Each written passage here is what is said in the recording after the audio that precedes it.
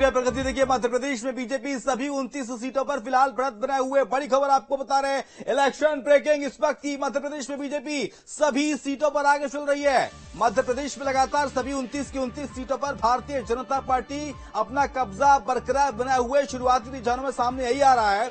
और विदिशा सीट से मध्य प्रदेश के पूर्व सीएम शिवराज सिंह चौहान लगातार आगे चल रहे हैं, तो वहीं राजगढ़ से दिग्विजय सिंह पिछड़ गए हैं। वो दिग्विजय सिंह जो कह रहे थे कि उनका आखिरी चुनाव हो सकता है। गुना से ज्योतिरादित्य सिंधिया आगे चल रहे हैं, तो वहीं छिंदवाड़ा से नकुलनाथ पीछे चल रहे हैं। इस वक्त बड़ा अपडेट, लगातार यहां से कमलनाथ सीट चुनाव जीतते आए थे और ऐसे में अब नकुलनाथ छिंदवाड़ा लोकसभा सीट से पीछे चल रहे हैं और विवेक बंटी साहू वहां से आगे चल रहा है। अब हाई प्रोफाइल सीट आपको बता देते हैं। देखिए, मंडला से फग्गन सिंह कुलस्ते केंद्रीय मंत्री आगे चल रहे हैं और दोबारा यहां से चुनाव लड़ रहे हैं फग्गन सिंह कुलस्ते और ऐसे में उम्मीद जताई जा रही है कि फग्गन सिंह कुलस्ते इस बार जीत सकते हैं।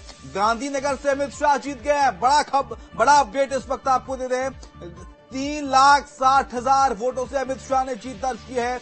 गांधीनगर गुजरात की लोकसभा सीट जहां से केंद्रीय गृह मंत्री अमित शाह चुनाव लड़े थे और 3,60,000 वोटों के भारी अंतर से अमित शाह ने यहां से चुनाव जीत दर्ज की है। 3,60,000 वोट काफी अच्छा खासा मार्जिन होता है किसी भी प्रत्याशी की हार और जीत के लिए और ऐसे में 3,60,000 से अमित शाह ने जीत यहां से दर्ज की है। तो वहीं मध्य प्रदेश की सभी 29 सीटों पर लगातार भारतीय जनता पार्टी आगे है और ऐसे में नकुलनाथ इस बार अपनी सीट गंवा सकते हैं। जो गढ़ कहा जाता था कांग्रेस पार्टी का छिंदवाड़ा, वो गढ़ कांग्रेस के हाथ से खिसकता हुआ नजर आ रहा है। विवेक बंटी साहू छिंदवाड़ा लोकसभा क्षेत्र से आगे चल रहे हैं। हालांकि विधानसभा के चुनाव में भी कमलनाथ को कड़ी टक्कर देते हुए नजर आए थे विवेक बंटी साहू और ऐसे में अपनी जीत का दावा भी उन्होंने थोड़ी देर पहले किया जब उनसे बातचीत की गई थी तो और लगातार अब आगे चल रहे हैं। पिछले कुछ समय पहले तकरीबन 25,000 मतों से आगे चल रहे थे। अभी हालांकि वो डेटा नहीं आया है, वो भी आपको बताएंगे, लेकिन विवेक बंटी साहू छिंदवाड़ा से आगे चल रहे हैं। तो वही राजगढ़ से पिछड़ गए हैं दिग्विजय सिंह।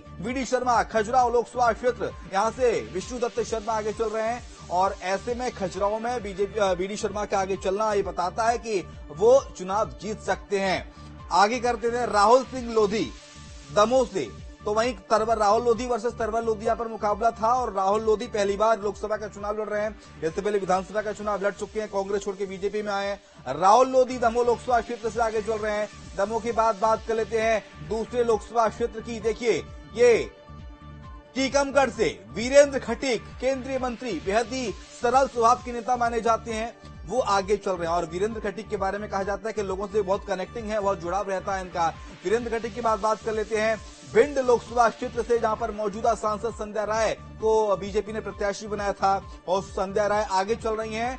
फूल सिंह बरिया जो कि कांग्रेस पार्टी के प्रत्याशी थे, भांडेर से विधायक थे, वो पीछे चल रहे हैं। वो गुना लोकसभा क्षेत्र high profile seat Madhya Pradesh की, छिंदवाड़ा की बात, और यहां से ज्योतिरादित्य सिंधिया काफी लंबे वोटों के अंतर से आगे चलते हुए नजर आ रहे हैं। ज्योतिरादित्य सिंधिया गुना लोकसभा क्षेत्र से, हालांकि गुना को जीतने के लिए सिंधिया परिवार ने पूरी ताकत लगा रखी थी। उत्तर प्रदेश का हाल जान लेते हैं। लखनऊ से राजनाथ सिंह 15,000 वोटों से आगे चल रहे हैं। लखनऊ लोकसभा क्षेत्र से केंद्रीय रक्षा मंत्री राजनाथ सिंह आगे चल रहे हैं। वाराणसी से प्रधानमंत्री नरेंद्र मोदी 71,000 वोटों से आगे चल रहे हैं। लखनऊ से राजनाथ सिंह 15,000 वोटों से और काशी, देश की सबसे बड़ी high profile seat Varanasi seat, जहां से प्रधानमंत्री नरेंद्र मोदी 71,000 वोटों के साथ आगे चल रहे हैं। और ग्वालियर के हाल जान लेते हैं। ग्वालियर में नरेंद्र सिंह कुशवाहा भारतीय जनता पार्टी के प्रत्याशी ये आगे चल रहे हैं और इनको पूर्व विधायक टक्कर देते हुए नजर आ रहे हैं कांग्रेस पार्टी की ओर से, जो कि चुनावी मैदान में है, वो पीछे चल रहे हैं और नरेंद्र सिंह कुशवाहा आगे चल रहे हैं। ग्वालियर की बात जान लेते हैं विदिशा की, जहां पर शिवराज सिंह चौहान भारी मतों के साथ आगे चल रहे हैं और ऐसे में विदिशा सीट को लेकर कहा जा रहा है कि मध्य प्रदेश में सबसे ज्यादा अगर जीत का रिकॉर्ड बनेगा तो वो विदिशा लोकसभा क्षेत्र से ही बनेगा, क्योंकि विदिशा को लेकर, पूरे मध्य प्रदेश को लेकर शिवराज सिंह चौहान की लोकप्रियता के कसीदे पड़े जाते हैं। विदिशा की बात जान लेते हैं। दूसरी लोकसभा क्षेत्र का क्या हाल है, ग्राफिक्स के जरिए आपको दिखाएंगे।